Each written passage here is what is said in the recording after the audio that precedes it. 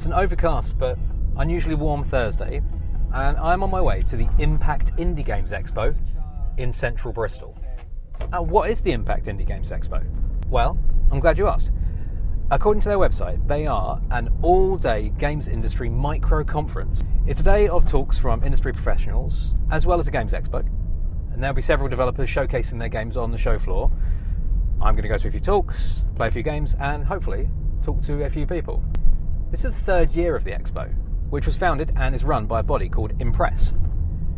Impress is an indie game marketing company that bills itself as the all-in-one indie game marketing toolkit that provides everything you need to launch and grow your games. Among the various stuff they do, they help developers find creators, run campaigns, distribute keys, and report coverage, which is pretty cool. And it sounds pretty important in the context of independent games. But rather than me just reading their press release, why don't we talk to someone who knows a bit more about all this?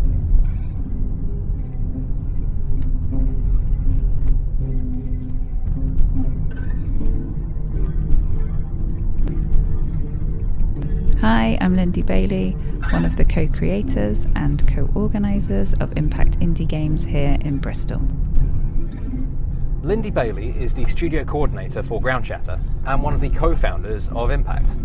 Those are two hats that I have no idea how to wear and cannot really imagine how many plates have to be spun in order to keep both things going. So I think Lyndy is a pretty great person to talk to about what this is and how it all comes together. Now, before I head into the conference, let's talk to Lyndy now.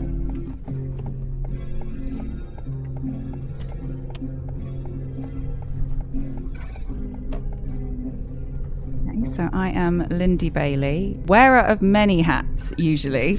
My day job is the studio coordinator at Ground Chatter in Bristol.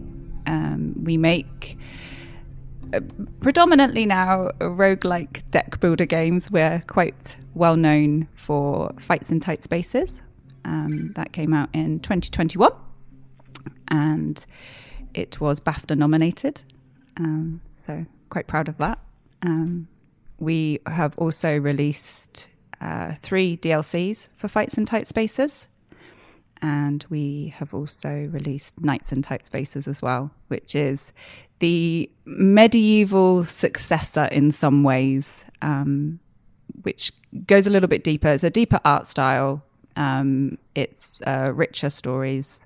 So similar in many aspects and then different in others. Impact Indie Games is a one-day micro conference, even though that term is probably a little bit too corporate for what we're achieving. But it is a one-day event which aims to bring the independent developers and studios of the Southwest together. The reason why we do this is because people know their craft. We know that studios and developers know how to code. We know that they know how to animate or draw. But the other side of the industry can sometimes be a little bit of an unknown. Steam wish lists, worrying about the business side of the industry. And so we want to make that mysterious unknown not as an unknowable thing. And so we host a whole day of talks around how to market your game, how to contact influencers or who to maybe contact, different marketing campaigns that have really resonated with people and how you might be able to emulate that in some ways. We have people from BFI talking about something called Video Games Tax Relief, which is now called VGEC, VGEC. And so it's around the business of your game. We know that you know how to make your game. This is the third year that we've done Impact. So Impact started in 2024 as a kind of, can we do this? A what if? It was very much a, kind of in games where you're just like, oh, I wonder if I can, if I go over there and I do this thing, would it? Oh, it did. And that was kind of how it happened. So, I'm only 1/3 of a team.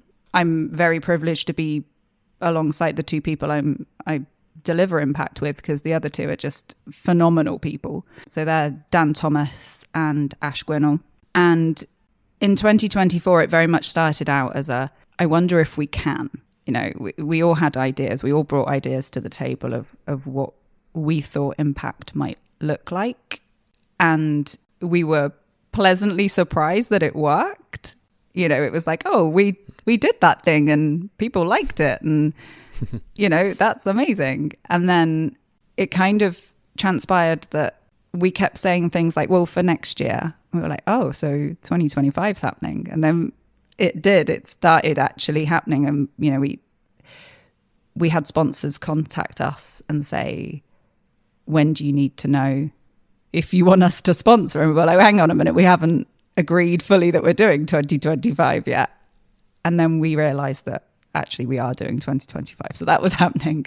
And it was a really nice feeling that actually there is a place in which, I don't know if need is the right word, but there's a place in which people want it to exist for the reasons that we talked about with the talks needing to exist for people to know, to go and like skill share and get that information, but also for the community aspect of wanting to come together and share those skills with other people. So maybe not even in a formal talk setting and, you know, going to sit down and watch someone deliver a talk. But even if you're just going to rock up and chat to a fellow dev and say like, hey, this thing that broke in my game, do you know? And someone will go, yeah, I do. That happened to me last year and this is how I fixed it.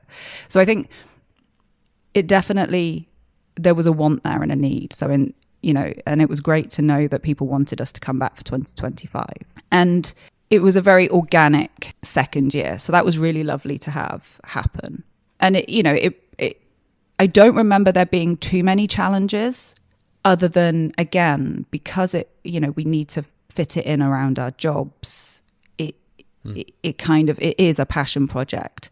I think the main thing that we felt in 2025 was, do we get a second venue? Do we do 2 days? Is there some way in which we make it bigger?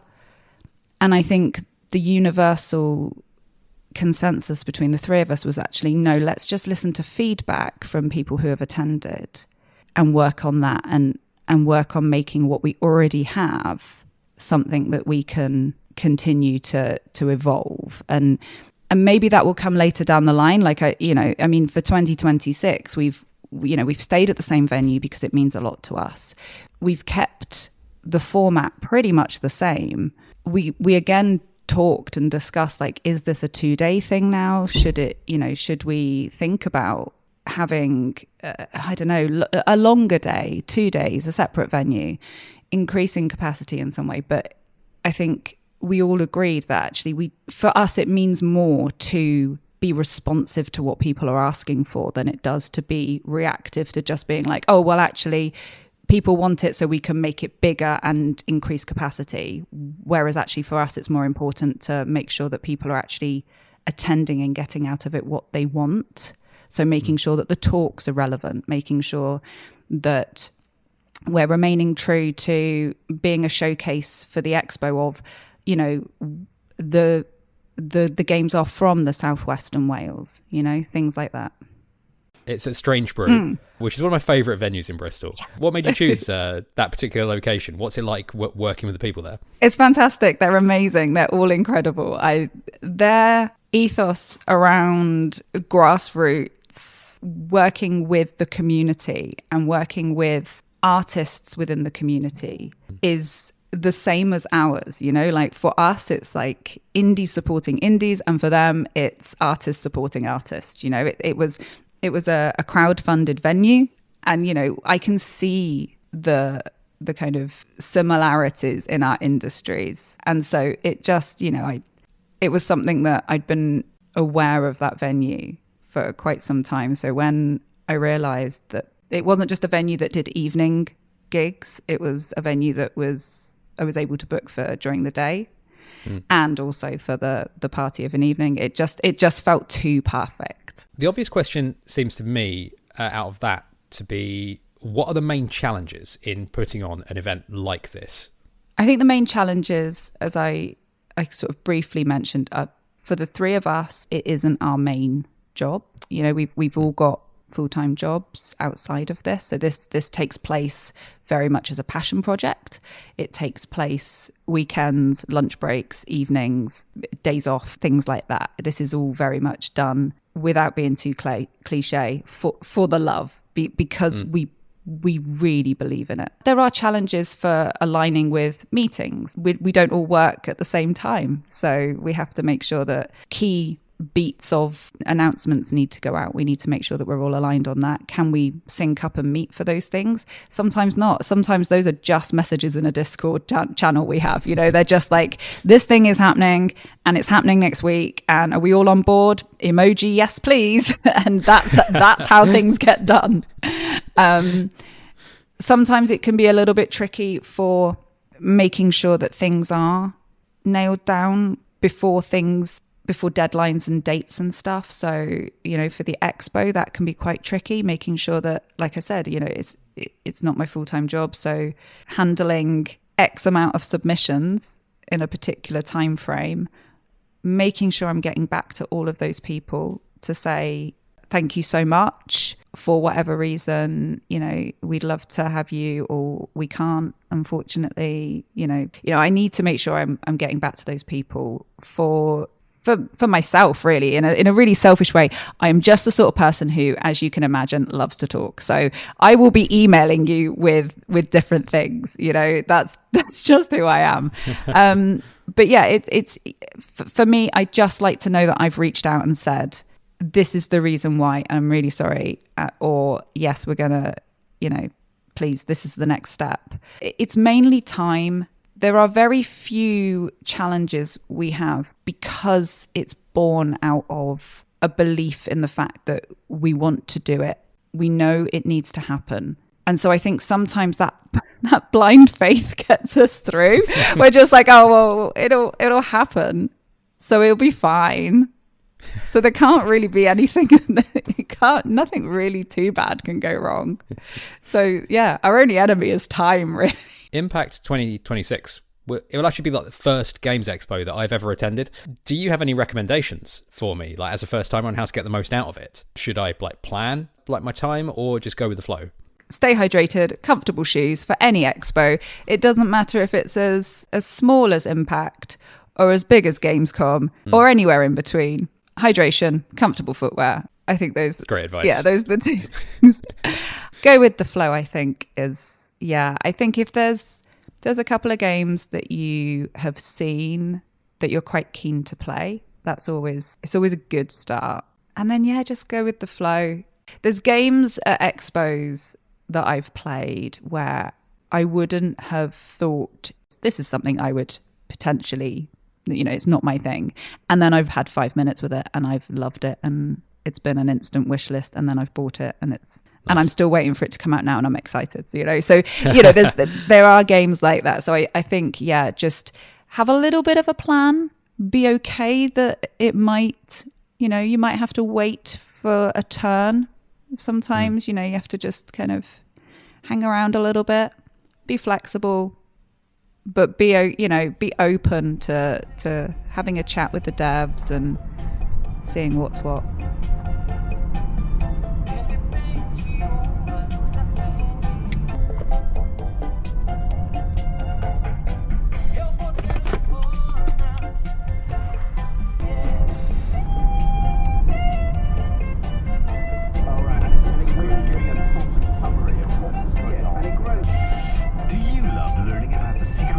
Where you live, the hedges were cleared, every single building was taken. The top 10 till 10. 10 songs, 1 year, and the never forgotten first kiss.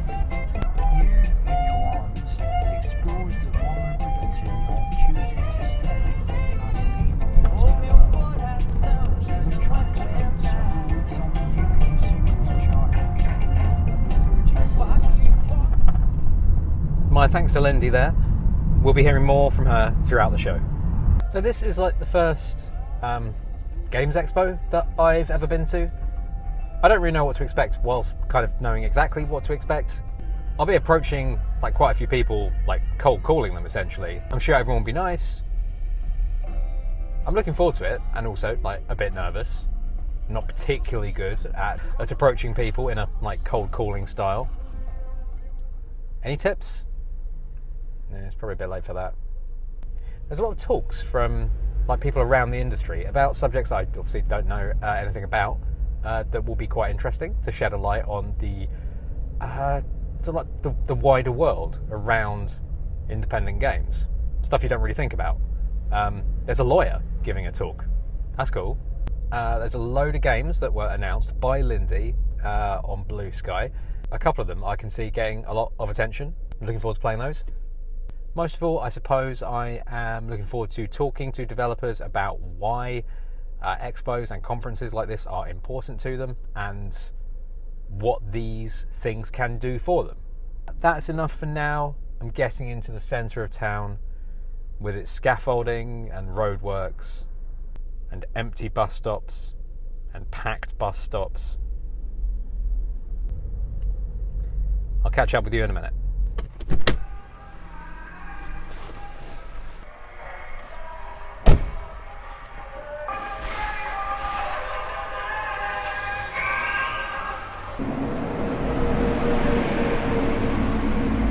Wow. Actually now walking behind one of Bristol's kind of big music venues, and outside it there is a huge black tour bus. I wonder who is in there. I am about a 2-minute walk from the venue now. So from this point, you're going to hear some stuff from the expo. Hopefully some interviews with people. I don't really know yet. But you will hear some more from Lyndy, and you'll hear some more from me. So before we go in, hi, I'm Andrew. Welcome to Dialogue Tree. This is episode 45. Exposition. Impact Indie Games with Lyndy Bailey and Ash Gwinnell. That's what I like to hear. My name is Ash Gwinnell, and I'm one of the co-organisers alongside Dan Thomas, who unfortunately can't be with us today, and Lyndy Bailey. Where's Lyndy? She's waving, she's running. She can be on the stage if she wants to. And this is our third Impact Indie Games event. Anyway, that's brilliant. So thanks so much for coming, and I'm very excited. How excited are you lot? Yeah, it's going to be good, but I'm a bit scared as well. So, Impact, what's it all about? Well, it's a labour of love for all of us organisers. It's about bringing the indie games community together to learn, to connect, to play, to level the playing field in terms of knowledge and expertise, and to shine a spotlight on the games being made across the Bristol, South West, and maybe a little bit of South Wales region. To collaborate, to share ideas, and to celebrate our diversity with a little bit of that Bristol flair. Feel free to cheer for that. Yeah, doing stuff online it's alright, but it's kind of isolating. I really love the game developer community here in Bristol, and we have our monthly meetups, but we don't really have a big event. And nothing beats getting together in person, so obviously we had to just make it happen. So yeah, we've got a really exciting day of excellent marketing talks from local industry legends, from people who really, really know their stuff. They're really, really good at what they do. We've also curated an expo of exceptional indie games being developed in the region, from Bristol in the southwest to Swansea and Southampton, with playing cards and chess pieces to plants and planet Pluto. They're all very promising. Please do take some time today to play them and offer your feedback and your support. So yeah, make some noise for the expo.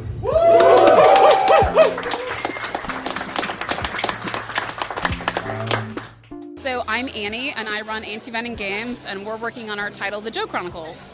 I mean, in a nutshell, it's about how being a hero is as simple as not being a dick. I hope I can swear on this, by the way. You absolutely can. Okay, good. But yeah, so essentially, someone has stolen the author's quill and rewritten all fairy tale endings so that the bad guys win. The narrator has to recruit the hero of heroes to save them all, who ends up being this guy named Joe, who hates this world, will not cooperate, and refuses to essentially play along, so much so that when you go to get the hero's weapon, you pick a stick up off the ground, and that's your weapon throughout the entire game. So Hollow Knight is obviously our number one love. I am very biased. Well, I say biased. It's my favorite game of all time in the modern sense. So we're very much pulling from that playbook in terms of the Metroidvania mechanics and stuff like that. If you were to create a Venn diagram of where we sit, it's Hollow Knight, Cuphead, and Cult of the Lamb. That's where we sit. And so in 6 months, when we finish development on the current round, there's going to be an OST, an original soundtrack and stuff. But yeah, the sound of the game, I feel, is so important, especially when you're dealing with such story-based material. Obviously, fairy tales come with a feeling attached to them. We want to make sure that that's reflected throughout the entirety of the game. We're talking at the Impact Indie Games Expo. Why do you think expos like this are important for indie developers like you? I mean, top of the board is just getting our games out there in front of people. That's kind of a fleeting thing at the moment. Most expos across the board in gaming are disappearing, whether they be B2B or B2C. So first and foremost, just getting our games in front of people, that is a really hard thing to do, especially when the market is so oversaturated. The other thing as well, community, just meeting people, meeting like-minded people, that's such a rarity these days as well. Yeah. So what is next for you and the game? So we've just received additional funding. So we're going to go and do 6 months full-time development starting June 1st. So by the end of the year, we're going to have what I'm calling a content explosion. So right now, the gameplay demo is quite small. By the end of this year, we'll have bosses, an entire world complete. You'll meet all the NPCs, well, not all of them, but a lot of the NPCs. And the enemies, including our little Psycho, who everyone seems to love so much. And I can't really blame him. He's pretty adorable. He's adorable and distressing in equal measure. Does he have a name? We've nicknamed him the Little Psycho. That works, yeah. I thought so. So one last time, could you give the listener the name of your game and where they can find it online? Yes, so this is the Joe Chronicles, and we're currently on itch. We will be up on Steam as a demo at the end of the year. You can find us on every social media platform in existence. And yeah, our demo's on itch currently. Thank you very much for your time. Thank you very much. Hi, my name's Joseph Beecham. I'm a technical artist working in the games industry. I'm currently working at a Bristol game studio called Auroch Digital. I've worked on a few things at Auroch. Probably most notably, I worked on a game called Warhammer 40,000 Bolt Gun, which we're currently working on the sequel to, which I'm also working on. The brief from the outset was basically that everybody loved Bolt Gun. It was quite new to us, but we had a bit of a dream team, and it just came together really, really well. But there were still a lot of things, like I said, it was new to us. There was a lot of things that we wanted to go back and do bigger, do better. And so far, everyone who's been playing it has basically said that it is still Bolt Gun. There's more variety. There's just more, basically. As well as, we've been able to go back in a lot of things that, we can polish up more. We obviously had a lot of fan reception. We know what the fans loved, what they, maybe wanted us to take another look at, and this is just a perfect opportunity for us to do that. Cool. What do you think of the independent game scene in Bristol? It is incredible, genuinely. So I'm not from Bristol originally. I moved over here because I started working at Auroch Digital, and finding out what a genuinely vibrant, close-knit community of some of the most talented developers on the planet is fantastic. You can sort of go to a lot of these events that they put on, and you just start a conversation with someone, you realise that they're working on something that you've heard of or you've played or you're excited about. I honestly think it is one of the best, especially indie, but gaming communities that you can find. And what brings you to Impact today? What are you hoping for from attending the expo today? So I've known about this going on for the last few years, but this is the first year I've actually been able to attend myself. I'm sort of friends with a lot of people who, coming and bringing their games here or putting it on or helping in some way. So it's always something I've wanted to come along to. But again, as Ash said in the opening talk, we've not necessarily had just a big event where we can all sort of get together. And this is very much that. And we can, go into the talks today. There's a lot of interesting things that I'm keen to hear about. A lot of the games that we're about to go in the other room and play now. Just sort of looking around the room and you're seeing these monitors playing, a dozen totally different looking things. It's just great. It's all about the community, and I love it. Yeah. As you mentioned, there are games going on outside, and I'm sure we're both itching to go and play some. Are there any in particular that you are excited to try out? There is a game actually called Cards on the Table, which I've had my eye on for a bit. I did a play test a decent bit ago, and it was already in a great state then. So I'm looking forward to seeing where it's come along to. Cool. Last question for now. When is the game scheduled to come out, and how can listeners engage with it online? There's already some information out there. There is news coming soon, very soon. That's all I can say on that. But yeah, no, there's a lot of stuff that you can already check out online. Joseph, thank you very much for your time. Cheers. Thanks so much. Hi, I'm Ollie, and I'm making a game called Cards on the Table. Cards on the Table is a roguelike deck builder based around poker. It's much more like Slay the Spire than it is like Balatro. It's a game where you are battling enemies using poker hands. You are trying to build a better poker hand than your opponent, and you use the power of the cards to do so. This is quite a competitive sort of genre that you are entering into. So, to put you on the spot, what makes your game stand out? What makes your game different? So, designing the game has been very much mechanics first. I want the mechanics themselves to be engaging and like interesting, and to a certain extent complicated, because games like roguelike deck builders, the way that they are fun is by letting the player build a complicated engine of cards that has lots of interactions that, when you put it all together, feels very satisfying. But also from that, the design of the game kind of grew out of those mechanics. So the name of the game, Cards on the Table, it's called that because it's poker, but the hands are always face up. There's no bluffing, there's no hiding. And so from that also, I wanted the characters in the game to be extremely expressive, kind of the opposite of poker. So when you win and they lose a hand, your character throws his hands up in the air in a cheer, and their jaws hit the floor and the chips go flying. And it's all centered around the mechanics, but it's trying to be one thing rather than, oh, it's poker, but also an incremental game. It is its own game, and everything is driving towards that same feeling of getting one over on your opponent, even though they can see it coming. Yeah. I think you nailed the expressive nature of it. It is really lovely game to look at. I often struggle to sort of like describe animation because I don't really know like that much about how graphics are made. Could you talk a little bit about that? How are you producing the visuals for this game? So I work with an artist who does the sprite art, which is like beautiful drawn 2D characters with like big expressions.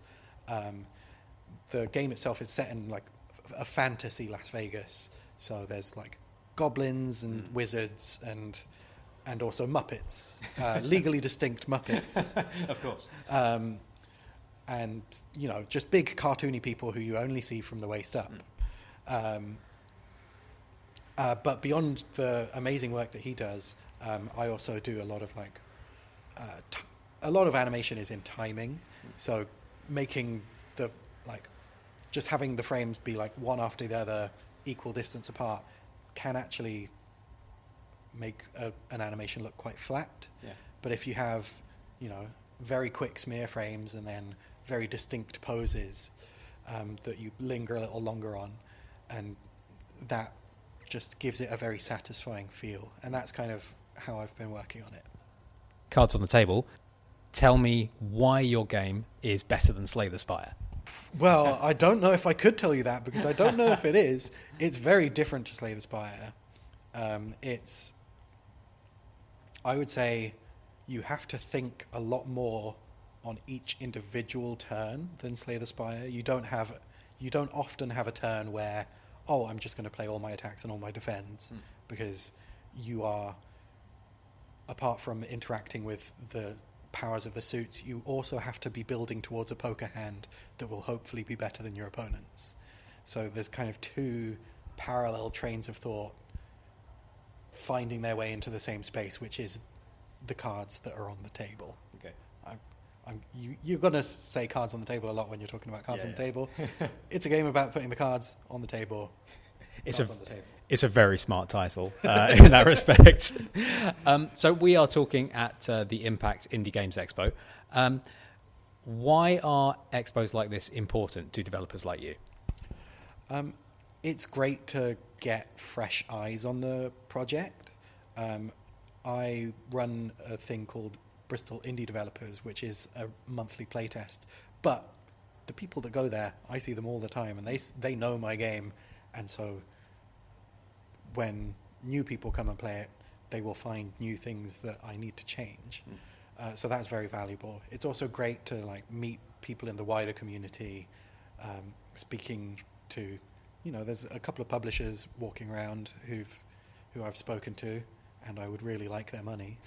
And yeah, just seeing what other people are doing and seeing what people find interesting about my game so that I can take that information and use it to produce better marketing so that more people can find it. Okay. I think that leads us neatly into this question, and then I'll let you get on with your day. How do you gauge success coming out of an event like this? Coming out of an event like this, I think what I'm looking for is contact with publishers and feedback for the game. The game is very close to being demo ready, so just making sure that it's as polished as it can be before I hit that big green button is very important. And yeah, getting in contact with people who will pay me to finish it. Nice. That would be great. I will ask you one last question. Have you played any games at the expo here that have really caught your eye? I am really looking forward to playing Planted. That looks like a really fun game. The art and visuals on it are stunning, and I hope the gameplay is as good. Can people wishlist your game? Where can they find it at the moment? Cards on the Table. You can wishlist it now on Steam. The demo will be arriving soon. And do you have any social media you would like to point listeners to engage with you? Yeah, you can find me at Blue Sky at fishernaut.games. Ollie, thank you very much. Thank you.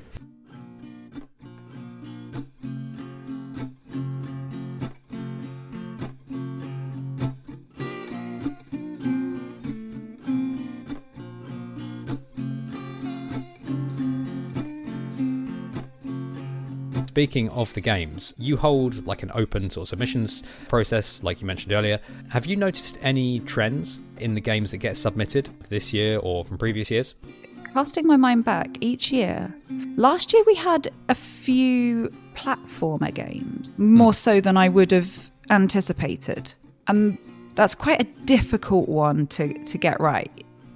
If the jumping and if that doesn't feel very fluid and tight, that can be quite a difficult one to pin down. Generally, we have quite a good range. When I'm curating the expo, I always try and make sure that there's a good variation of everything. But yeah, I can't. Interestingly, there doesn't seem to be anything like I haven't seen a spike in something because of a game blowing up and becoming super popular. I haven't seen a spike like that yet. That speaks to the sort of diversity and range of the independent game scene. I think it really does, and I think because of the way that I usually look at curating the expo is I usually try to, and more so this year than any other year, is I try to encapsulate a snapshot of that industry. So from games that are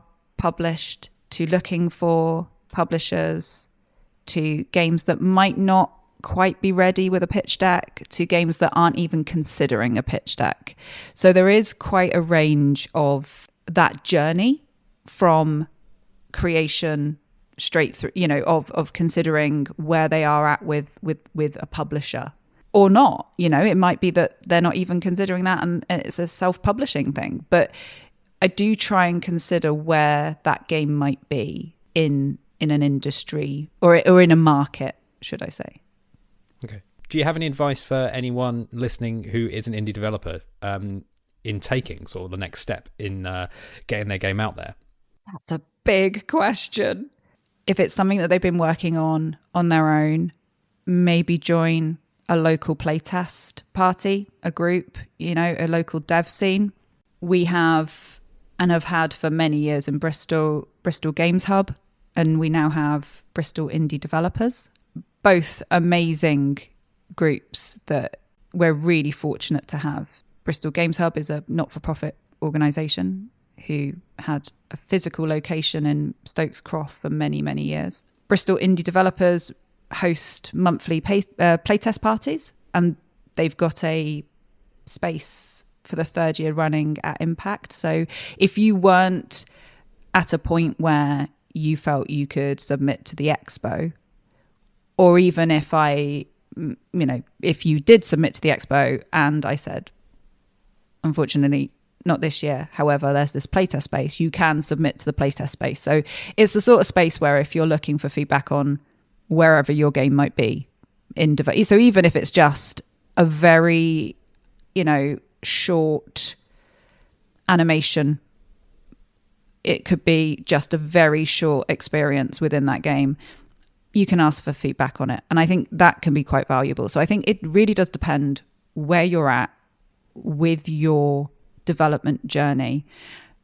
Reaching out to local networks is always super helpful to get feedback on it, though, because sometimes you only know what you know. So sometimes it's quite useful to expand your network out and reach out. And I without trying to upsell Impact in any way, I think that's why something like Impact is useful, because it does mean that you get to share your experience with someone else. And you get to say something like, to someone, I don't know why this isn't working. And someone might say, well, it wasn't working for me 6 months ago either. And this is how I overcame that particular problem. Whether it be an actual development issue, something to do with a code base or animation issue, whatever, rigging, whatever it might be. Or it could be something to do with business. It could be like, I just need an accountant. Like, I just don't know who to trust. Who supports, a small studio of 2 to 3 people. Do you know anybody? And it can be really useful that those conversations take place in Strange Brew, but those conversations will be also happening up and down the country in other meetups. That they do exist. There's loads. There's the first one I can think of is up in Leeds. I think it's Leeds Toast exists, but there's great Discords and Slacks that do exist for game devs. We'll start to bring this to a close now. You announced the games that are going to be at the expo last week. Are there any in particular that you are looking forward to trying? Okay. If I had to, if I really had to, I'm definitely looking forward to Bathory. So I have played a little bit of Bathory. We've actually had Munana games at Impact for a few years, and they made the incredible Keylocker, the rhythm-based JRPG. So definitely Bathory. Beautiful art style, and, Soulsvania speaks to me. I am very, very keen to play Tabula by This Way Up.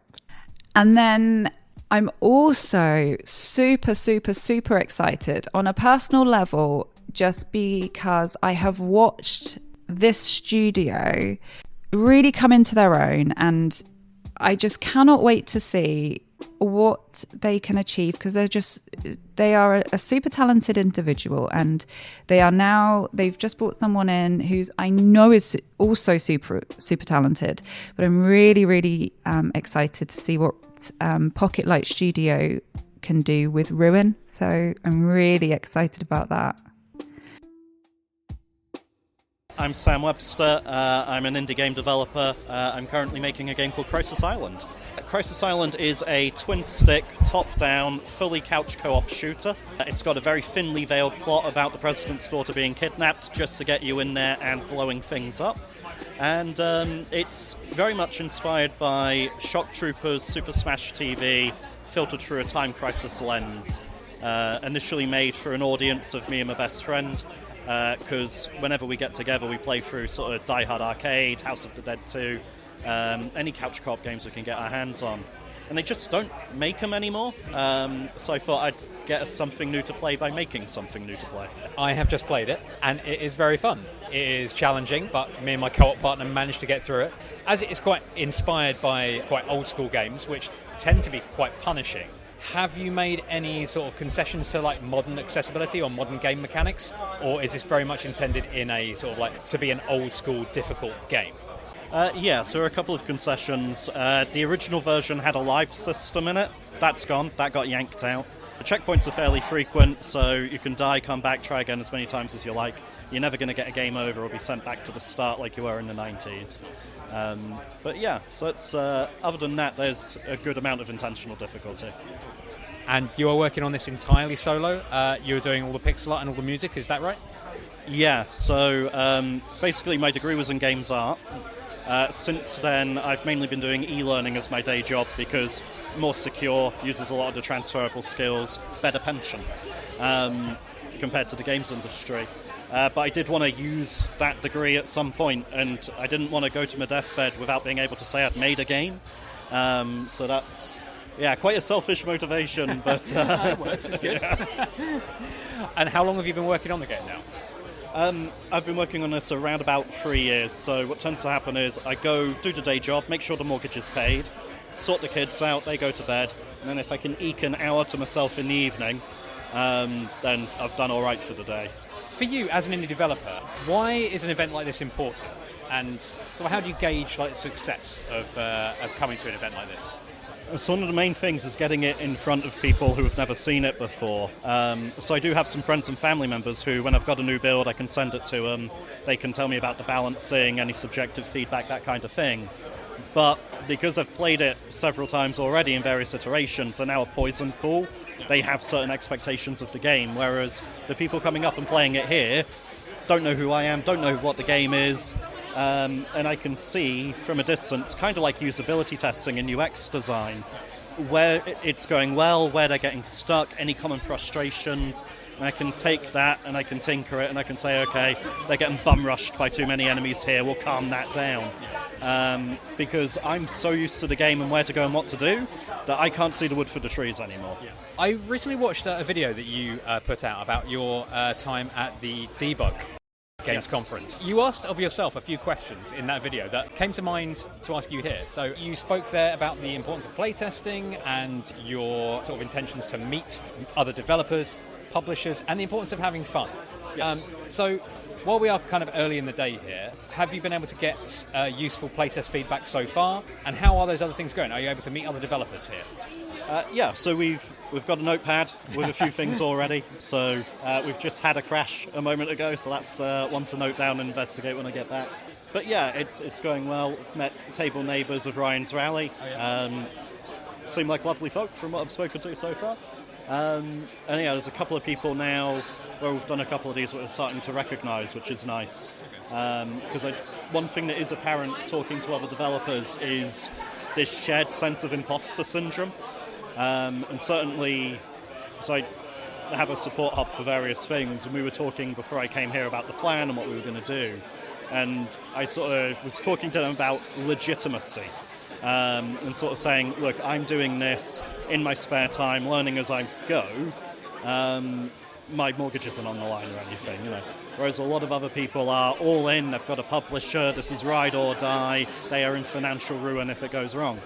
And I was having this complex of, are they doing it, air quotes, properly? And am I just some amateur hobbyist who probably doesn't belong there? And my support was very good in saying, you are doing it a different way, not necessarily a less legitimate way. And when you talk to other devs at things like this, you sort of remember that none of us know what we're doing. And there's something comforting in knowing that we're all just kind of faking it till we make it to a degree. Aren't we all? Yeah. Last question about that video. Yes. You had what I thought was quite a useful tip about publishers and what indie developers should be focusing on when considering a publisher. Could you elaborate a little on that? Yeah. So there seems to be an assumption sometimes that you should have a publisher and that you need a publisher because reasons. And people don't always expand on what those reasons are. And when it comes to indie, itch.io, you can put your game on there for free. You can decide the revenue split with itch. You can do that without a publisher. Steam, likewise, you pay them $100 USD, lists a game, success or fail, you can do that on your own. When it comes to a publisher, you need to start asking yourself, what can they do for me that I can't already do for myself? So in my case, that would be marketing. I'm terrible at that. And also getting it onto consoles. So I'd love to see the game, especially the couch co-op nature, on PlayStation 4 and 5, on Xbox and on Switch. But that requires certification processes, dev kits, contacts, a whole bunch of nonsense that I don't have. And that's where a publisher could be really helpful. That core question of just stopping and asking why before you go chasing a publisher is a step that seems to get skipped sometimes. Sounds judgmental as hell, doesn't it? But I like it. I think that's pretty sound advice. One last question. I'll let you get back to showcasing your demo, and we'll just keep it a fun one. What is your favourite game that you have played this year? Oh, this year. Okay, all time would be Sonic the Hedgehog 2. That's very easy. Okay. This year, I finally got around to Metal Gear Solid Delta, Snake Eater, and although we've got a remake culture and people debate whether that's a good thing, it did take me back to a very different time, and it was nice to revisit it with a lot of quality of life upgrades. It's sort of one of those where I was humming and hawing about whether it needed to be remade because we already had the Master Collection on PS5, so you can already play a version of Metal Gear Solid 3 there. But once I started playing it, I kept going until I had the Platinum Trophy. It hooked me all over again. Last question, I promise. Okay. When is Crisis Island due to be out, and how can listeners engage with you online? Entirely depends on whether I can get my bumming gear. Because I'm finding bits of time to work on it in between sort of day job, husband, father, all the rest of it. I'm hoping Christmas. I can't guarantee Christmas, but I'm hoping Christmas. And I'm sort of at a point where I would very much like it to be finished too, if that makes sense. I've been looking at it for a very long time. But the demo is on Steam right now, so the Steam page is already up. You can download the demo that's here at the show and just enjoy it. Yeah. And where can listeners find you online? Blue Sky. So it is, I think, just Sam Webster at Blue Sky Social. Yeah. Sam Webster, thank you very much for your time. Thank you very much. I am Ryan Streep, and I make games in Unity in, majority of my free time, basically. I spend it all doing game development. I'm exhibiting Ryan's Rally Championship, based completely around myself as Ryan. My face is everywhere in the game. I'm the driver, I'm the co-driver, I'm the crowd, I'm the model. But that's not the main appeal of the game. The main appeal is a rally game that generates a random track every time you play it, so you never race the same track twice. That is a very unique idea for a racing game. Like, where did that come from? What was like the genesis of this idea? I was playing a rally game. Well, when I was younger, I used to play a couple racing games. Colin McRae Rally, most specifically, is the one I played. But kind of that was in the back of my mind for a while. About 5 months ago, I bought this game called Old School Rally, which, again, like a kind of a recreation of that kind of rally genre. And I was like, I forgot how much I love playing racing games. And I just love the visuals of it.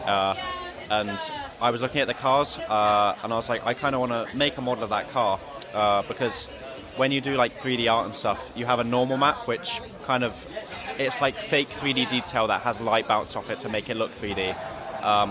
But you don't really do that in a retro game because everything's very flat. And I was like, it'd be interesting if I could pixelate the color and the normal map. So I'll make a model as a way to do that. So I made a car. I put in unit. I was like, I made this model and I wanted to showcase it, so I'll make it drivable. So I made it drivable on a track, and then I was like, I drew the track manually, and I was like, this is taking forever. What if I could generate the track?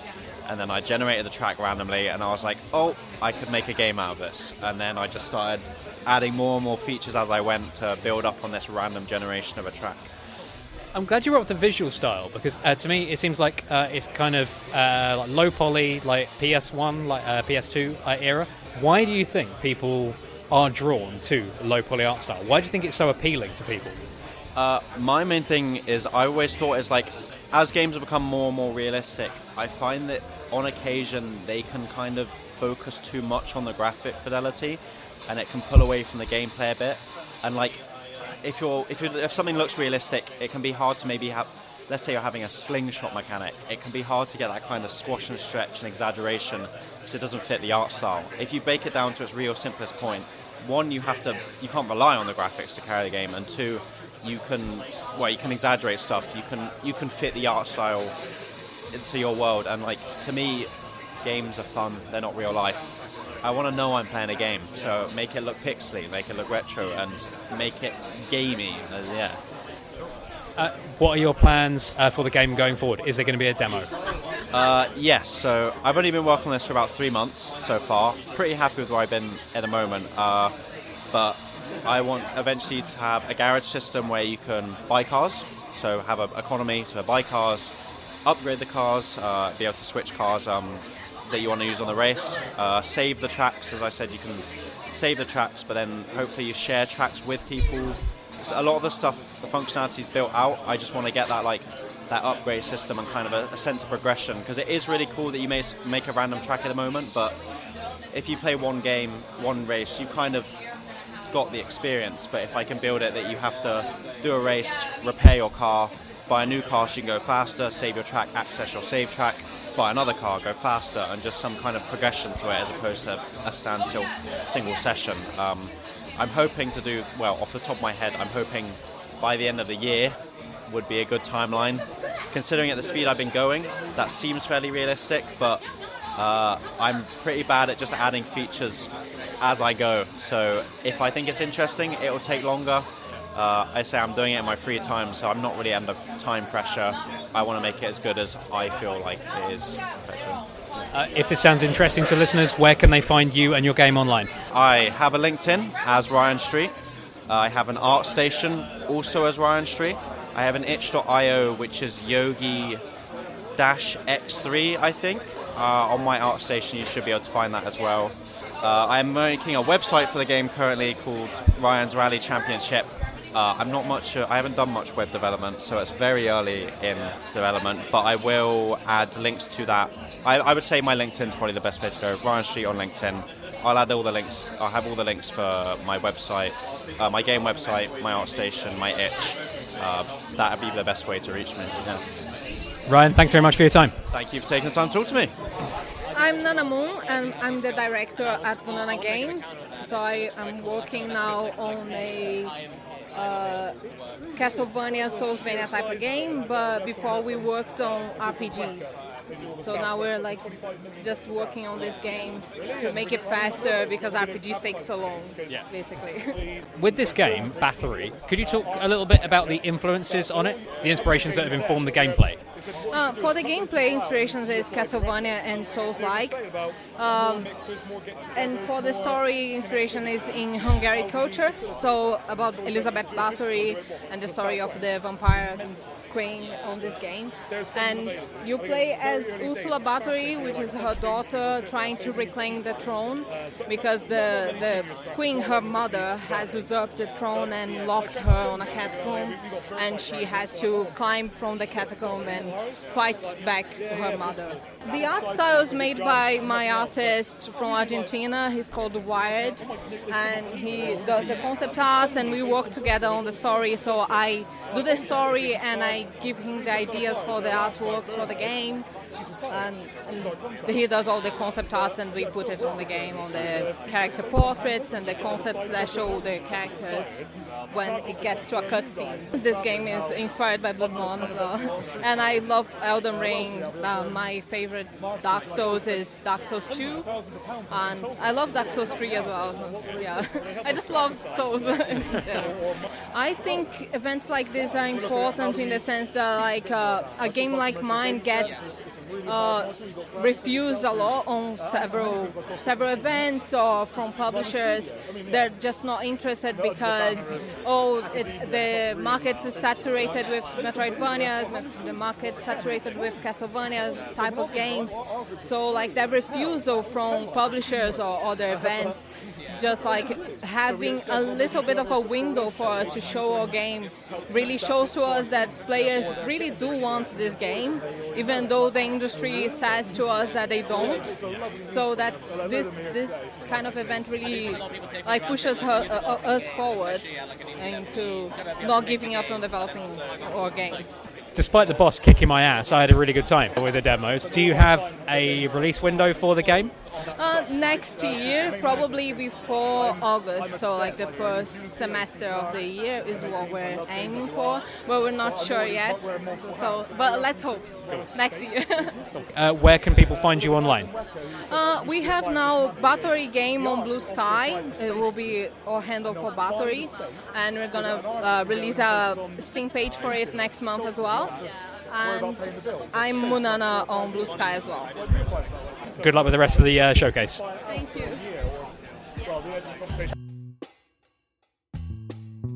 Hello, I'm Simon Byron. I'm the MD of Yogscast Games. We are a indie publisher of PC and console games. I've been in the industry for a very long time. I think I started in '92, actually, as a games journalist.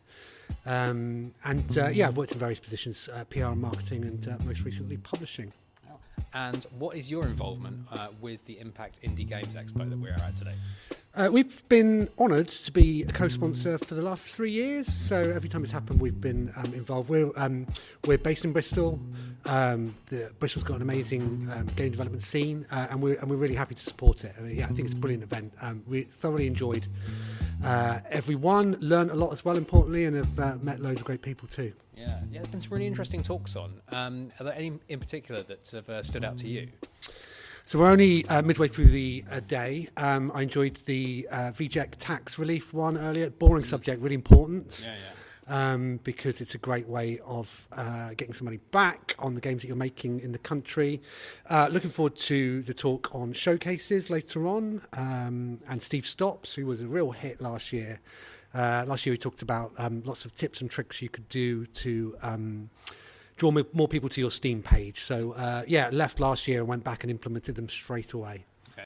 You mentioned that you were a journalist back in the 90s. There's like a million questions I want to ask you about that time. Can you think of like one standout memory from your time as a journalist, or maybe what is something that we have lost with print media tailing off? That's a brilliant question. I was a games journalist between 92 and 94. I joined a magazine called The One, which was about Commodore Amiga games. It was my first job in the industry. I moved up to London from Bournemouth, it was, as you imagine, it was kids writing about computer games as they were then. We were on 12 issues a year, which used to be the norm, but I think people do 13 now. And we would spend the first 2 weeks playing sensible soccer, then realised we had a magazine to put out, would work through the night, and then as soon as that was done, we'd be too tired, so we'd take 2 weeks off playing sensible soccer. Brilliant time. I've still got some friends from then. I was the magazine I joined had David Upchurch as the editor and Gary Witter as the deputy editor. David, I still see. Gary, I don't. He lives in the States now, but he went on to write a Star Wars. So, it was. I mean, like back then, there were loads of people that came from that time. When I joined, I'd long admired people like Julian Rignall and Gary Penn, these real sort of trailblazers in the form of computer games journalism. So, just a fantastic time. I was at EMAP. And we were one of 3 Amiga games magazines. There was us, Amiga Power, and Amiga. Oh God, sorry, my mind's gone back. Amiga Action. I just really enjoyed the rivalry. Like we were all doing the same thing. We all respected what we did, and we just had a great time. Back then it was very, very different. I think the issue I joined The One on was the first time they'd put 3 floppy disks on. So that they were playable demos, and sometimes there would be full games occasionally. But we had to fill 880k per disc. Nice. Crazy to think of that at the moment. Your fridge has got more memory than that. But just brilliant days. And as a fan of computer games, I've been playing since the ZX81. I often think about the time that my mum said that I'd never get anywhere playing those things, and now it pays for my mortgage. So it's brilliant to be involved and to have that peek behind the curtain. There are lots of print magazines that people rightly celebrate. There's Zero and PC Zone, and people remember them fondly because they had such personality. I think that's probably what we've lost from games media at the moment. There isn't that personality behind them, sadly. I think we're about to have a talk kick off in here, so I'll just ask you one last thing. Are you able to share sort of what Yogscast are working on at the moment? Yes, so we've just launched Infinity Sweeper, which is a Minesweeper roguelike, and we're hurtling towards another couple of launches. So we've got Glory on Pluto, which is a fantastic sort of engine builder game where you have to power a spaceship to Pluto using all sorts of weird and wonderful ingredients. It's one of those games that it's all about creating synergies and those moments where things happen unexpectedly, and you sort of see how far it goes, and that's brilliant. We're excited about that. We've just announced a game called Dupery, which is a solo deduction game. So something like Blood on the Clock Tower, but you don't. But you can play it on your own. And then we've got another game called The Submariner on its way out, which is like a we're saying live, dive, repeat, and it's an exploration roguelike set on an alien planet where you have to dive and mine, and all sorts of horrible things happen to you. So Nice. Looking forward to getting those out there. And where can listeners find you and Yogscast online? You can find us on Blue Sky, Instagram. You can find us on Facebook, and if you follow us on Steam, that's where you can see all of our games. Amazing. Thanks very much for your time. That's why. Thank you. Life gets in the way. I'm not able to attend the whole of Impact, so that was the tiniest sample of what was on offer. I played a load of games and attended a few talks, and the games were all fun, and the talks were all informative. You should head to the Impact webpage for more information on the former, and the Impress YouTube for all of the latter. But more on all of that in a minute. Now, I'm not pretending that this was an exhaustive behind the scenes of Impact, but for me at least, it was still informative and pretty eye-opening in terms of showing the range of voices present at such an event, and the range of experiences on offer, and breadth of knowledge to be shared. It seems like evidence of a healthy, thriving scene, at odds with what is going on in the industry at large. Both things can be true. This expo was busy, with loads going on and loads to experience, and at the same time, to take the example of Ollie from Fishernaut Games, someone who has made an extremely polished deck-building roguelite that would absolutely hit with a large audience given a single Northern Lion stream, who hasn't yet found a publisher. It is a busy, thriving scene. It is a busy, competitive scene, out of which the only conclusion I can really draw is, if you like something, support it as best you can. I am, of course, not the person to draw any grander conclusions, but guess what? There's a couple of people who can. One last conversation while I head off. See you at the end. It's quite warm, isn't it, today? I feel like we probably should address the flaming elephant in the room. We are recording at like the hottest point of the day on the hottest day of the year. So thank you both for sacrificing your minds, bodies and souls for the gods of podcasting today. I do appreciate it. Yeah, Ash, how are you doing? Well, at the end of this, we're going to have some very hot ears, I will say, because we're wearing headphones. So, that's what we're sacrificing today. But yeah, otherwise good. Thank you. Lyndy, since we last spoke, you have launched a game. Could you tell us a little about that? We did do that, yeah. So the studio I'm at, Ground Shatter, we shadow dropped as well. We don't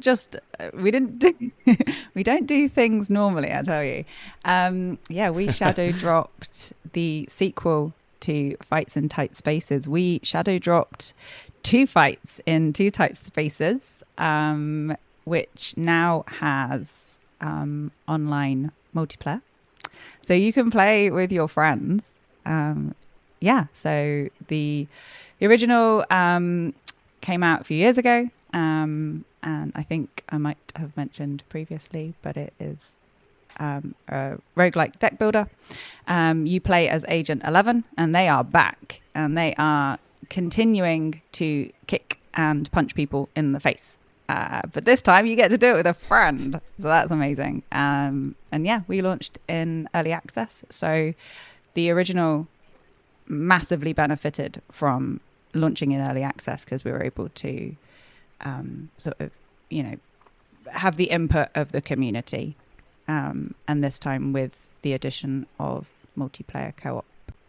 It's making sure that it is an enjoyable experience for players. It's funny that the last time we spoke, you were preparing for Impact. You were working on this big project, and now you've just launched this game, so you hop straight to another big project. So congratulations. How's the launch gone? Really well, thank you. Yeah, really well. It's still it's weird because I think anybody who just launches a game, you have this moment where suddenly it's out in the wild, and you occasionally catch yourself where you're like, oh, can I talk about the thing I haven't been able to talk about for months? Oh yeah, I can. You sort of say this, you'll say the name of the game to somebody. You're like, oh, can I oh no, it's fine now. So it's always a weird moment of it's just lots of emotions, but mainly just it's out there, and people are really vibing with it, and that's great. So great, congratulations. It must feel really good to get that out the door. Ash, we'll come to you now. Welcome to the show. Thank you. You're the newcomer here. Thank you, appreciate it. So let's start with a couple of questions for you about you and your history, like how you got to this point. And then we'll talk to you both about your reflections on Impact 2026 and sort of a little about how the mechanics of an Indie Games Expo works. First, could you tell the listener who you are and what you do? Yeah, so my name is Ash Gwinnell, and I am the founder of an indie games marketing toolkit called Impress. And what Impress is a very large beast of a thing, really, in terms of how I feel about it. But it's all about helping indie game developers get ready for launching their games. So setting up their press kits, sending out press releases, getting in contact with content creators who are a good fit for them, tracking when people are talking about them, and just loads of other things that are really useful for when it comes to talking about yourself and promoting your game. In terms of how I arrived at that, I mean, I can't really give you my whole life story, but it kind of does also feel like I do have to. But so it's quite a challenge. So about 10 years ago, I was working in a small team producing a bullet hell party game. So I was a game developer at this point, indie for a few years, and we were in early access. So we went through the Steam Greenlight process, and we went through early access, and we knew we just had to keep talking about our game as much as possible, right? That's marketing.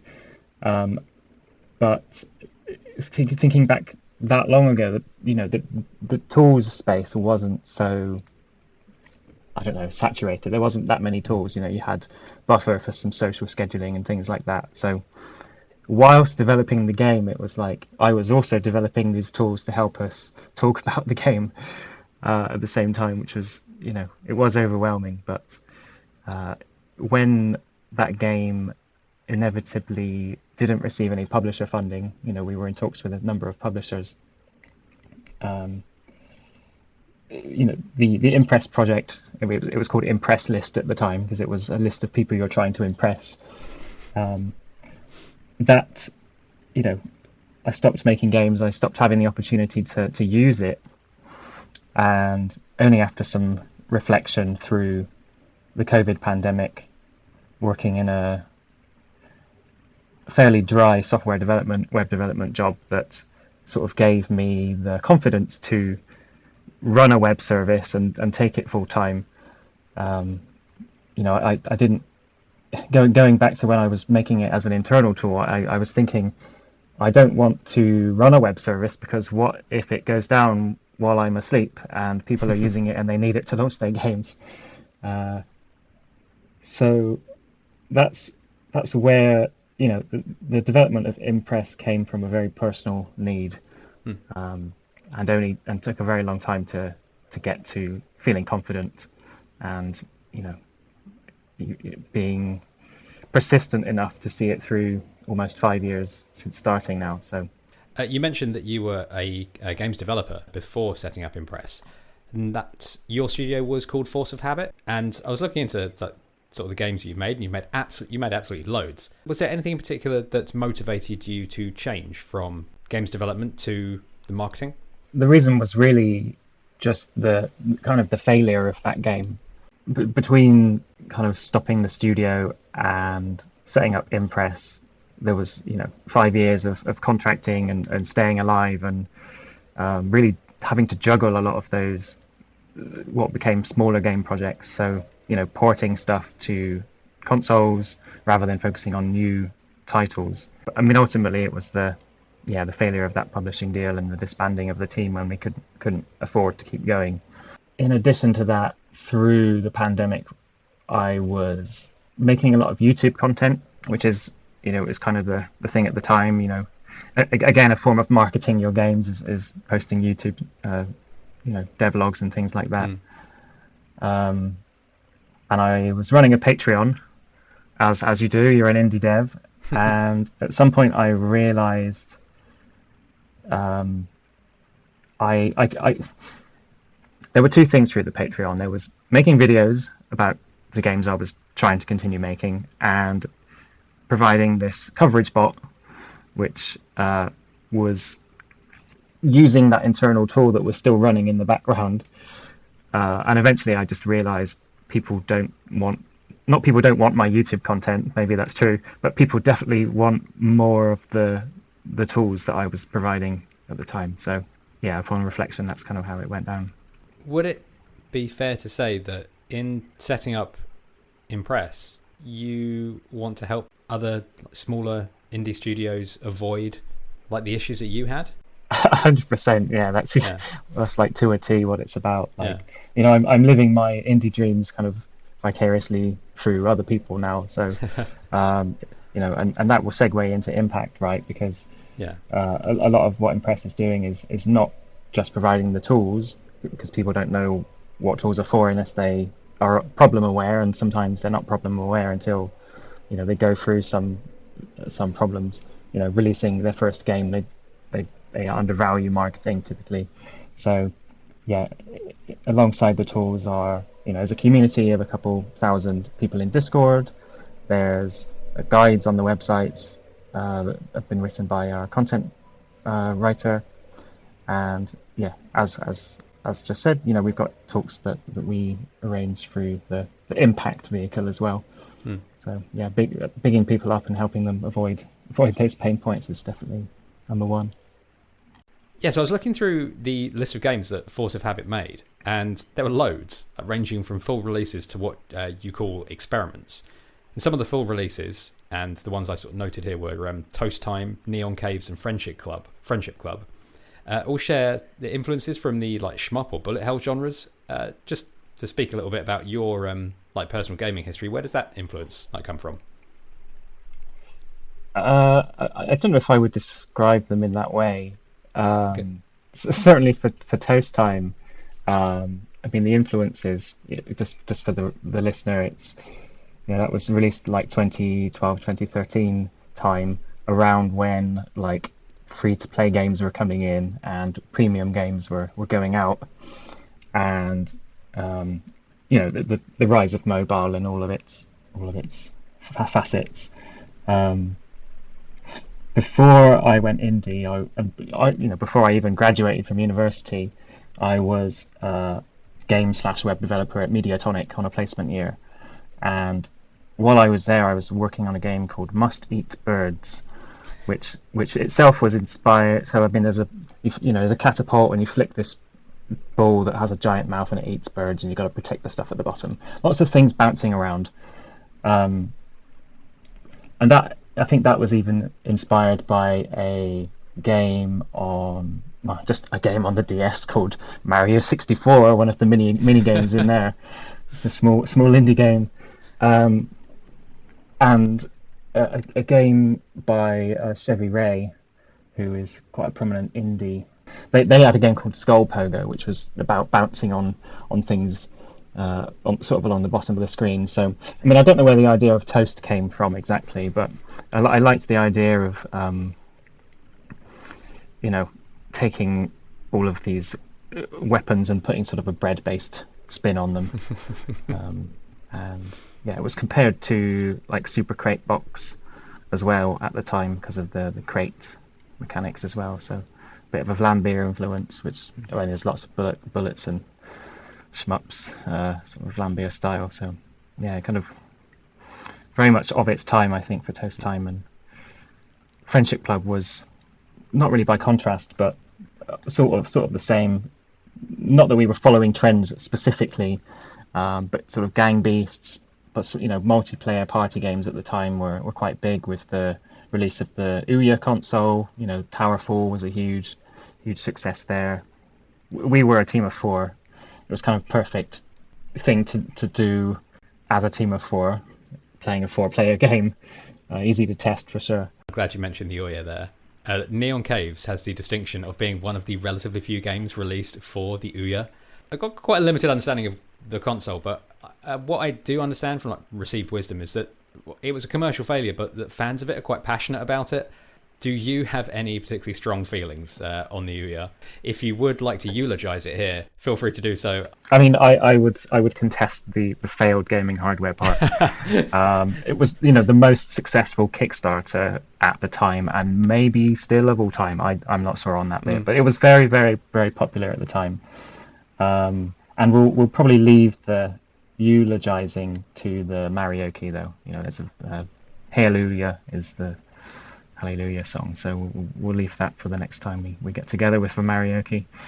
Maybe I'll finally sing it, but yeah. Fair enough. So what leads you to the foundation of Impact? And when you set it up, what were your intentions for it? Shall I maybe divert that one to Lyndy?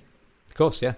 Yeah, it was a bit of a mixed bag, really. So it came from a conversation I had with the director of Ground Shatter. So I'd only been there probably less than a year, and there'd been conversations about an event that used to happen in the Southwest, and it was an event there were talks, there was an expo, there was I think a small games jam as well, and it took place over a couple of days. And there were a few people in the team that had, including Ash as well, even though Ash isn't part of Ground Shatter, he's sort of part of the wider Bristol game dev scene, as you now know, Andrew. And I think there was one day where my boss had sort of showed me a few pictures of everybody hanging out, and I was like, oh my gosh, that, why doesn't that happen anymore? And he said, well, just, you could do it. And I was like, no, I couldn't. That's silly. You can't just make something like that happen. He went, yeah, you can. And it just so happened that year, in 2024, was the 10th birthday of the studio. And he said, why don't you make an event, and then we'll have a party, and that'll be the celebration for the studio. And I said, well, I can't do that. That's silly, because that's in like 5 months or something, and we were making a game at the time. And when somebody says something to you and you're like, yeah, but I could do that, there's like this tiny voice in the back of your mind, you're like, well, I could do that, and it wouldn't go away. And then I remember him saying to me, I've spoken to Ash, and Ash is keen to do something as well. And my recollection is that at that point, Ash and Dan had just, or quite recently, done a one-day marketing sort of sessions, like a sort of a high-focused marketing session or series of sessions down at Develop in Brighton.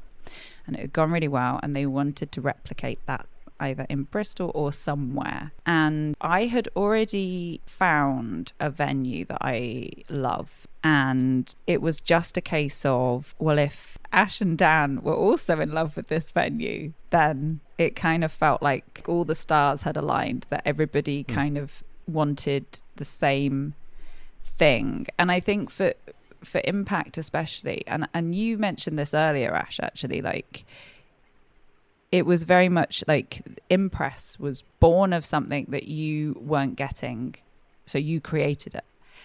And I think for me, Impact, I'd only been at Ground Shatter for a year. And so every time I wanted to find out how to do something, I had to either, search for it or ask somebody in a Discord or a Slack or somewhere, or Bristol Games Hub. And, everybody was really welcoming and helpful. But it was just easier if I could bring all of those things together. So it was actually quite a selfish endeavor that I was just like, well, if I just bring it all together in the same place, then I can just find all the stuff out and everybody can just tell me in one place. And, the first year we had loads of stuff that was actually, by that point, I'd become a little bit more knowledgeable in those things.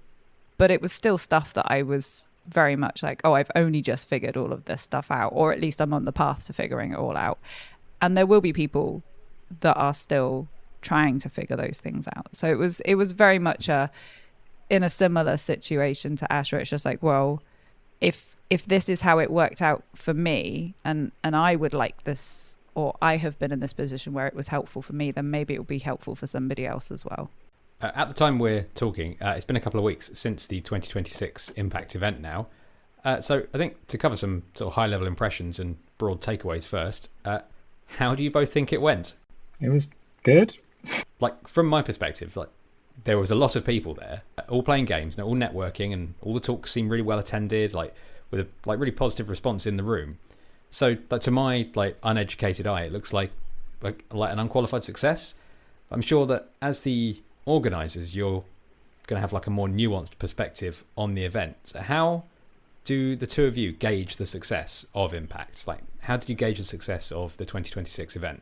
It's a bit like when you release a game and you get lots of really positive comments and everyone's really happy. You get a few negatives, but mostly things that you know about or you think you can. There's a few things that we've switched up each year. We get good feedback on Luma, the events organising system, and from an organiser's perspective, we both do this outside of our main day jobs essentially. And so, I mean, from my perspective, I'm kind of happy that it's over. Just, it's a success once it's done, regardless of how it actually is perceived. For me, the hardest, I mean, obviously there's a lot of organising involved, and Lyndy manages the venue and the volunteers and lots of, it's a collaborative effort. But for me, I've always got to do a speech in the morning, so that's the bit I dread the most. And when that's done, I'm just so happy, and then everything is nothing can bring me down at that point. What would you say was the biggest success of this event? Was there any one particular thing that you think went over the best with the audience? I don't know if there was anything.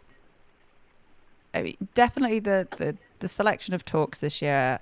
I feel that both Ash and Dan, who work with the speakers and bring the speakers in to do the talk, and they're always very much based on the current landscape of the industry. So I feel that they went down really well.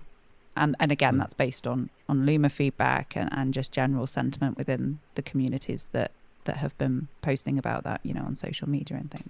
I think more broadly, the sentiment has been it needs to exist, and that's quite a weird one. I don't take praise very well, and so it's kind of weird to hear that something I had a hand in creating needs to exist, and that's quite special, but it's amazing. I feel like what went down really well was the fact that 3 years later, because this is his third year, and we've been lucky enough to get this far with something, is that actually people are still really happy that something like this happens.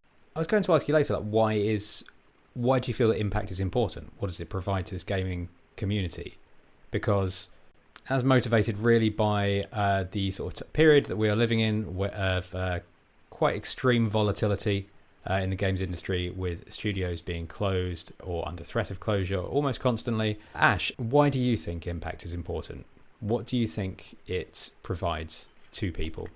So from my perspective and Impress's perspective, it is, it's all about the talks and what people can learn to improve their communications and the way that they talk about their game and the way they package it, really, so that they can have good game audience alignment. So that's super valuable. This year we had a bit of a wild card talk that was about well-being, which we hadn't had before. That's one that I was quite advocating for. Just because game projects are taking longer and longer, teams are getting smaller and smaller, and the launch date, as most people who have launched a game know, is kind of the starting line. So you have to really look after yourself and your team on the way to getting there, and not fueling systems that make people burned out. And that's a very specific point. I know you were asking more generally. The Games Expo does offer a lot of people opportunities to get hands on their games, which that doesn't happen all the time. We do have a Bristol indie developers playtest meetup. But with Impact, there's 200 odd people, so the Impact is about having an impact at the end of the day. Like, we had a few names that were not as good before that. So yeah, it's all about providing the education, the platform for getting games in the hands of players, getting feedback going, and yeah, just if we can align the games in the expo with publishers who are in the room and marketing agencies who are in the room, if we can get some of those indie games signed and have them be hugely successful, that would be a huge win for Team Impact. You've got all those talks up on YouTube now, which is a great resource for any games developers or anyone interested in issues around the industry. That seems like a huge undertaking to get all those videos up. How does that come about? Basically, for like the week after the event, I'm editing videos, getting all the assets online and thumbnails made and all that kind of stuff. It's worth it in the end, and it is kind of selfishly, as good as it is for other people, it's good for Impress as well, right? Like, it brings people into knowing about Impress and the tools that we provide and how Impress makes its money. So it's a symbiosis kind of relationship between the people who might watch the videos and Impress who's providing them. What do you do now? Do you go straight onto planning the next one, or do you both take a break from it? What happens now? We haven't had this discussion. This discussion yet. This is the perfect forum to have it in. Let's do this now. Let's decide without Dan here. Yeah, no. So the first thing we do at the first available moment when it's kind of sensible is we go over the practicalities of anything that's like actually outstanding. So we do any admin. So it really, we do all the fun stuff. So things like, have we made sure that the venue has been paid and things like that. Really exciting things. And so all the admin is done. We do a check-in because that's pretty important. Make sure that we're all okay. And any outstanding tasks, again, as Ash said earlier, it's a collaboration between the three of us. So it's super important that are we all aligned on what happens next? In terms of the bigger question of what happens next, we haven't scheduled that meeting in yet. What we can say is that every year we want to make improvements, but we often end up discussing things that are really big and then scaling them back. For example, adding a second day, is something that has come up in conversations, but we keep sort of shying away from it.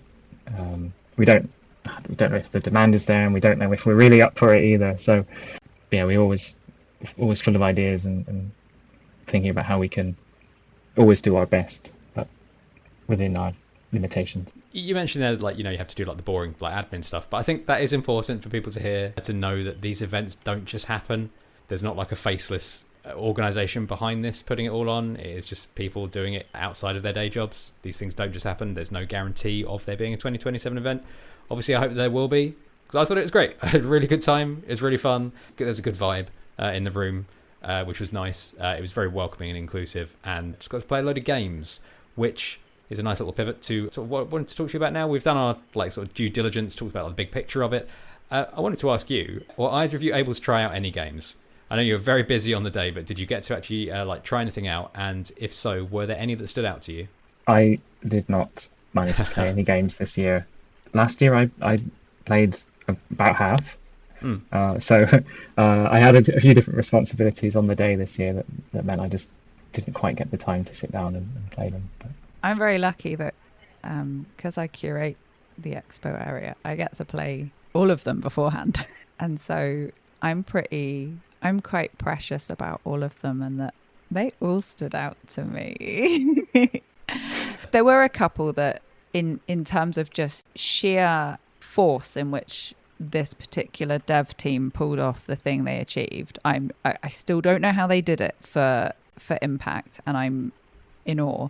But the Pocket Light Studios, who they exhibited Ruin, the build I had seen probably a month before, I was just like, okay, cool, that's pretty awesome. And then the build they brought, I was like, oh wow, okay, that's pretty awesome. And so yeah, but there were so many. We're pretty lucky that we get to see just such a variety of games. When it comes to the talks that you hosted, Ash, you mentioned there you had the talk about well-being. Perhaps like another question for you both would be: were any of the other talks that you saw ones that sort of told you or showed you something that you didn't know before, or ones that you would recommend people catch up on YouTube? Definitely Jarvs's talk. Jarvs's talk was the Steam wishlist talk, and it just had so many lovely sprinkles of information and through there that I was just like, oh, okay, did not know that. So that was looking at getting, I think originally they mentioned that, I think the talk was originally, or the slide was originally done for EGX, and so the original slide is like 100,000 wish lists, and actually by the time that the talk was presented at Impact, it was like 240,000. It's true. Yeah, I can strongly agree there. But I mean, ultimately, it depends what dear listener is interested in, right?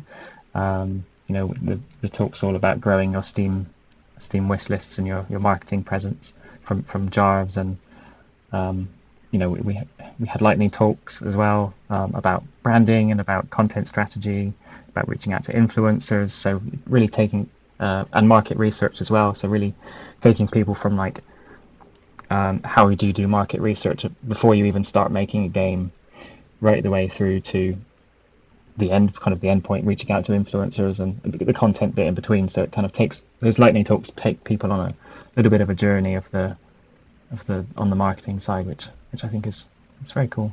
For me, I think the one that's like stuck out to me was quite an early talk. It was one on accessibility. It's about how accessibility is more than sort of color settings or difficulty. There's loads more that we don't really think about.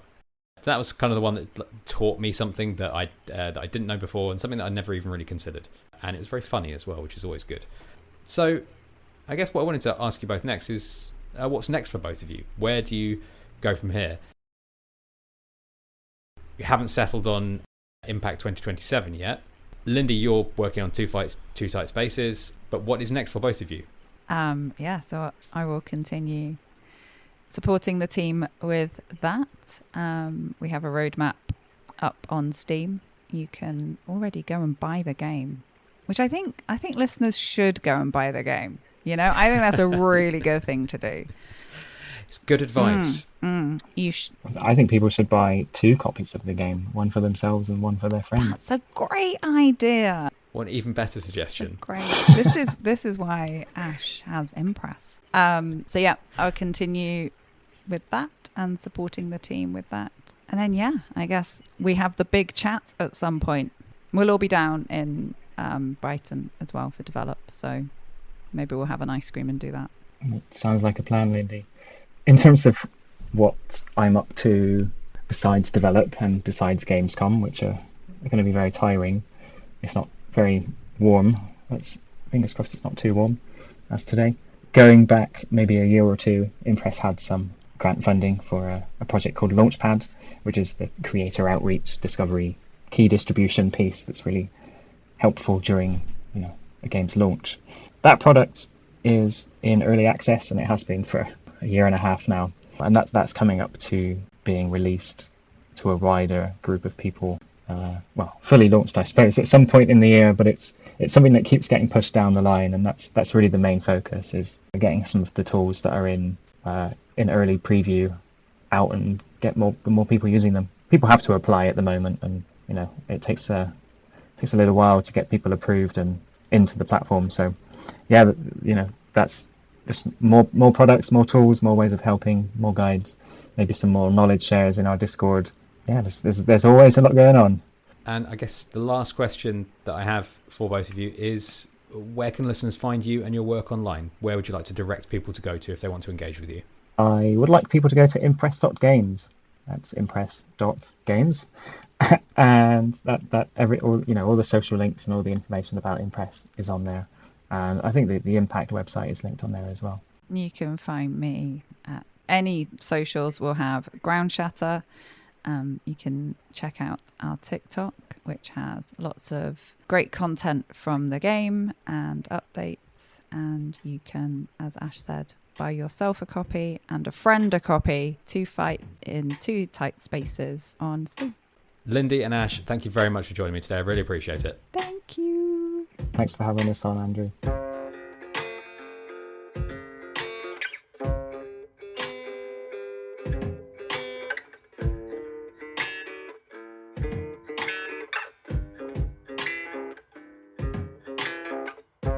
Well, what a fun time. My first Impact Expo was a great experience, and I hope you found hearing from it as interesting as I did. And before we go, it would be remiss of me to not actually touch on the games that I played at the Expo. First, The Joe Chronicles, a Metroidvania that wants to make you smile as much as it makes you want to curse. It's a game with a unique personality in that genre space, and I'm looking forward to seeing what the developers have got coming up in that major content drop that Annie mentioned. There was Cards on the Table, a parlour roguelite that confused and delighted me in equal measure. And this is of a genre that I struggle to warm to, but this is an undeniably interesting, engaging and exceptionally polished rendition of it. It felt ready to go, and if you are a recovering Balatro addict, this could easily be your next fix. There was Ryan's Rally Championship, a game that was obviously in its early stages, but with an intriguing hook and appealing low-poly art style from a developer with a singular and tight focus. Then there was Bathory, a quite spectacularly gothic-looking game. A modern Castlevania with its own thing that was hard as nails, but still felt good to play. Finally, while I genuinely enjoyed them all, and like Lyndy, I don't want to play favourites, it also feels like it would be unfair to not shout out the one that grabbed me the most. Sam Webster's Crisis Island does exactly what it says on the tin. A fast, frantic and fun modern take on top-down and side-scrolling shooters, high on challenge and chaos, but easy to pick up and play, and a must-wish list if you are into local co-op games. It felt good to play, it felt ready to go. Also, I can't help but root for Sam. A guy with a job and a family who squeezes game dev into the little free time he has left. A guy with all the usual responsibilities who is just trying to make a dream come true. Now, if any of those games sound interesting, they are all linked on the Impact website, as well as in the episode show notes. So, with that, my thanks in order to Annie from Anti-Venom Games, Joseph Beecham, Ollie from Fishernaut Games, Sam Webster, Ryan Streep, Nunamoon, Simon Byron, and of course, Lyndy Bailey and Ash Gwinnell. Lyndy and Ash put on a great, busy event, absolutely rammed with games to play, talks to attend, and people to talk to. They were also exceptionally generous with their time for this show, so again, thanks. There may be a deeper, more intelligent conclusion to draw, but the obvious, slightly opportunistic one feels like the most appropriate. In a period of time when prices of hardware and software are trending upwards with no ceiling in sight, when studios are closing or being closed with no bottom of the barrel in sight, showcases of independent games from independent creators are as vital as ever to the life cycle of the hobby that we love. Impact underlined this point for me. There's a wide variety of games and talks on offer, speaking to the breadth of experiences to be had and skills and knowledge to be shared. This is pretty much an exact, positive mirror image of a few certain summer showcases, an event that seeks to platform independent creations whilst also actually helping those who make them. There's a lot of expos around. Get out to one if you can.